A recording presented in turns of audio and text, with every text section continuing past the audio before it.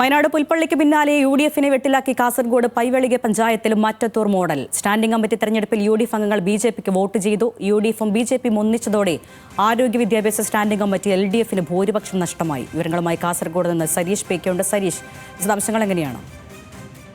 പൈവളിക പഞ്ചായത്തിൽ ഇന്ന് ആരോഗ്യ സ്റ്റാൻഡിംഗ് കമ്മിറ്റി അല്ലെങ്കിൽ സ്റ്റാൻഡിംഗ് കമ്മിറ്റിയിലേക്കുള്ള തെരഞ്ഞെടുപ്പാണ് നടന്നത്. ആദ്യ രണ്ട് സ്റ്റാൻഡിംഗ് കമ്മിറ്റികളിലേക്ക് യു.ഡി.എഫ് വ്യക്തമായി സ്ഥാനാർത്ഥിയെ നിർത്തുകയും അവർക്ക് വിജയം കാണാൻ സാധിക്കുകയും ചെയ്തു. പിന്നീട് ആരോഗ്യ വിദ്യാഭ്യാസ സ്റ്റാൻഡിംഗ് കമ്മിറ്റിയിലേക്കാണ് തെരഞ്ഞെടുപ്പ് നടന്നത്. നിലവിൽ ഇതുവരെ ആകെയുള്ള 21 സീറ്റുകളിൽ യു.ഡി.എഫിന് 9, എൽ.ഡി.എഫിന് 7, ബി.ജെ.പി 5 എന്ന നിലയിലാണ്.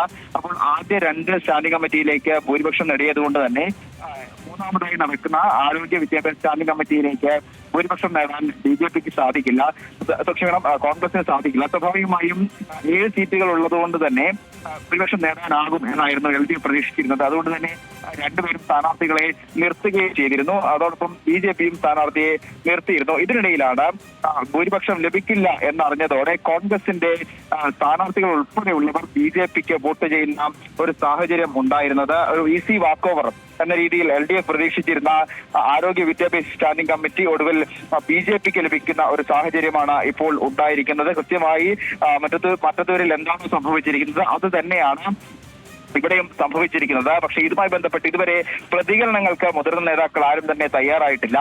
ഭൂരിപക്ഷം, അതായത് മറ്റ് പഞ്ചായത്തുകളിൽ യു.ഡി.എഫിന്റെ വോട്ട് നിർണായകമായപ്പോൾ പോലും, അതായത് ഭൂരിപക്ഷത്തിൽ നിർണായകമായപ്പോൾ പോലും അവിടെ വിട്ടുനിൽക്കുകയല്ലാതെ ഏതെങ്കിലും ഒരു രാഷ്ട്രീയ പാർട്ടിയെ പിന്തുണയ്ക്കുന്ന ഒരു സമീപനം യു.ഡി.എഫ് സ്വീകരിച്ചിരുന്നില്ല.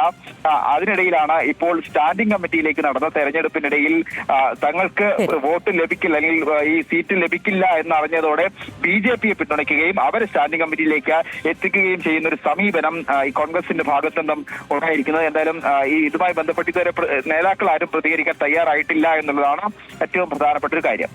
പൈവെളിക പഞ്ചായത്തിലാണ് മറ്റത്തൂർ മോഡൽ യു.ഡി.എഫ് അംഗങ്ങൾ ബി.ജെ.പിക്ക് വോട്ട് ചെയ്തിരിക്കുന്നത്. സരീഷ് പേക്കാണ് വിവരങ്ങൾ നൽകിയത്.